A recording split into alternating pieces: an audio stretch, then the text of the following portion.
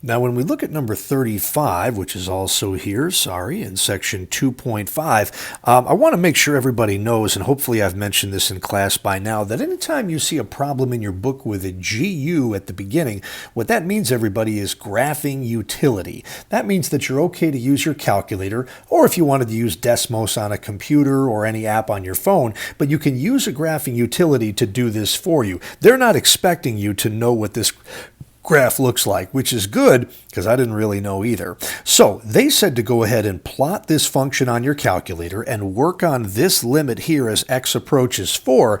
Notice then it said compare with the answer obtained algebraically in exercise 23. Well, here was 23, which I just made a separate video for. We did all that work and ended up with an x value of 2. Let's see if the graph gives us the same thing. So I am going to go to my Inspire app right here, which works pretty much the same as the one on your calculator. And I went ahead and plotted this function now of x minus 4 all over the square root of x minus the square root of 8 minus x. And I don't really know what I was expecting to see here. Truthfully, I didn't think real hard about this. But what we see is a function with a relatively limited domain. Basically, it looks like it exists between 0 and 8. Now, that actually makes a ton of sense when you think about it, guys, because if we went back to the original function here, this quantity right here, the square root of x, tells us then that x has to be a value greater than or equal to 0. If it was anything less than 0, like a negative number, we'd be taking the square root of a negative right now, and that would not get us a real result. Now, on the other hand, the second square root here of 8 minus x, that tells us that x has to be less than or equal to 8.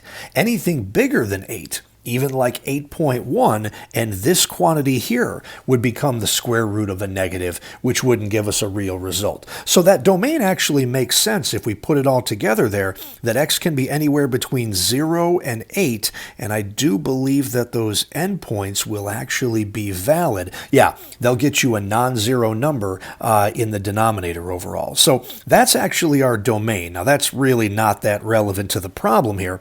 So as we go back to it, we're trying to figure out a limit as x approaches 4 of this function.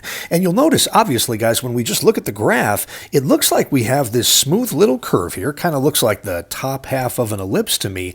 I don't see any problems here, but as I think about it, if you were to put 4, actually, let me go back over here, guys. If you were to just try a 4 plugging in here, which I really should have discussed as an option here in number 23, even though it doesn't work, you end up with a problem right away, guys. If we try to evaluate f of 4, okay, the numerator is 0. That's not the end of the world.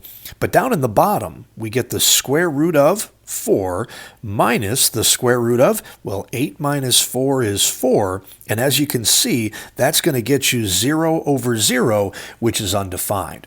So direct substitution doesn't work right here. So what that actually tells me, guys, is that this function here is not continuous at 4, and I think what we probably have is a hole in this graph when x is equal to 4. The way I would check that, guys, is I'd go to my Tools menu. Now, for you on your calculator, you guys are going to want to go to, give me just a second to look at it here, you guys are going to want to hit Menu, and then you're going to hit number 5 for trace. Now for me, I hit my little wrench and then I go to trace, and we're going to do a graph trace.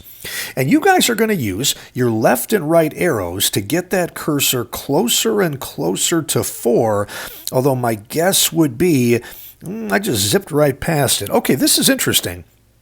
My calculator is actually telling me that there is a value to this function when x is 4 and that it's 2. Now, I find that really interesting because of what we just talked about. As I'm looking at f of 1, if I put a 4 into my denominator, we get the square root of 4 minus the square root of 4, so we get 0 right there. Now, the point here is, guys, what I think we're actually dealing with, even though maybe my calculator didn't do a great job here, is that I think we actually have that hole there at 4, but what you hopefully saw is that as x is getting closer and closer to 4, your y value is getting closer and closer to 2. So if I were trying to show my work for this problem right here, we're basically going all the way out here to 8, and it looked like this thing began maybe at an ordered pair. It looks like 0 and then, I don't know, roughly 1.5, something like that. I don't think it's exactly that, but it looks like this graph at 1 and at 2 kind of does this, goes up, and I believe that this graph actually has a hole there and then comes right down to a value right like that. Now remember, guys, a limit can still exist when you have a hole.